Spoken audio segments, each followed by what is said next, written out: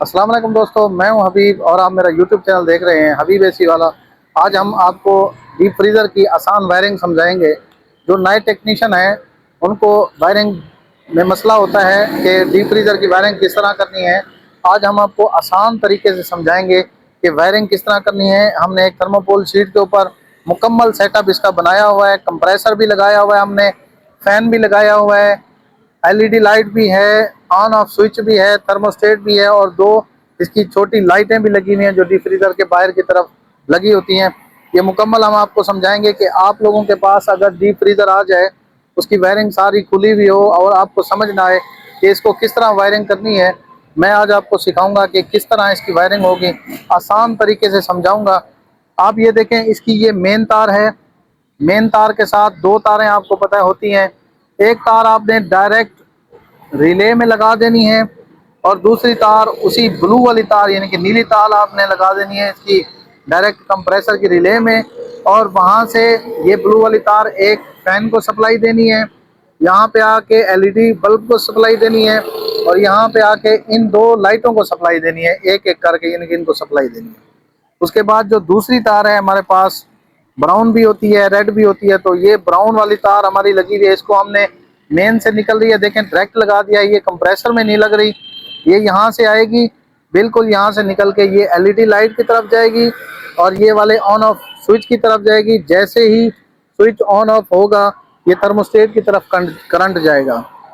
अगर ये बंद होगा तो थर्मोस्टेट ऑन भी हो तो फ्रिज कंप्रेसर यानी कि डीप फ्रीजर नहीं चलेगा।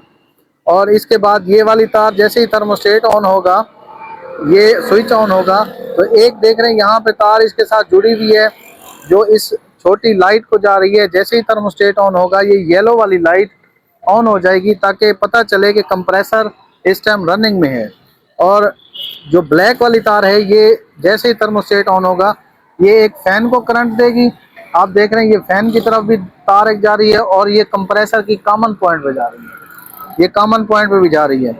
जैसे ही थर्मोस्टेट ऑन होगा ये सारा सिस्टम चल जाएगा। और जैसे ही आप इसका थर्मोस्टेट ऑफ करेंगे या इसका बटन ऑफ करेंगे तो ये कंप्रेसर, फैन और ये वाली लाइट, येलो वाली लाइट इसकी बंद हो जाएगी, रेड वाली भी ऑन रहेगी और ये वाला बल्ब भी ऑन रहेगा। क्योंकि ये जो डोर होता है, डोर के अंदर जो एलईडी लगी होती है उसके होल्डर के अंदर ही एक स्विच होता है जो ऑटो ऑन ऑफ करता है इसको, यानी कि एलईडी को मेन 220 वोल्ट डायरेक्ट जाएंगे और इस वाली लाइट को डायरेक्ट जाएंगे। बाकी सबको थर्मोस्टेट के साथ कनेक्ट कर देना है, जैसे मैंने समझाया है उस तरह करना है। अभी मैं आप लोगों को इसको ऑन करके दिखाता हूँ कि किस तरह ऑन होता है। ये देखें हमारे पास एक स्विच है, इसको ऑन करते हैं।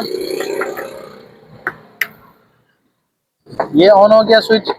आप देख रहे होंगे एलईडी इसकी ये वाली चल गई है और ये वाली लाइट भी इसकी ऑन हो गई है।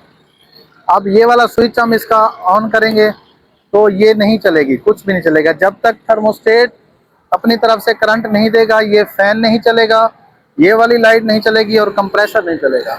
अभी हम थर्मोस्टेट को ऑन करते हैं। आप देख रहे होंगे ये वाली लाइट चल गई है, कंप्रेसर भी चल गया है, इसका साउंड आ रहा होगा आपके पास, और ये फैन भी आप देखें ये भी चल गया है।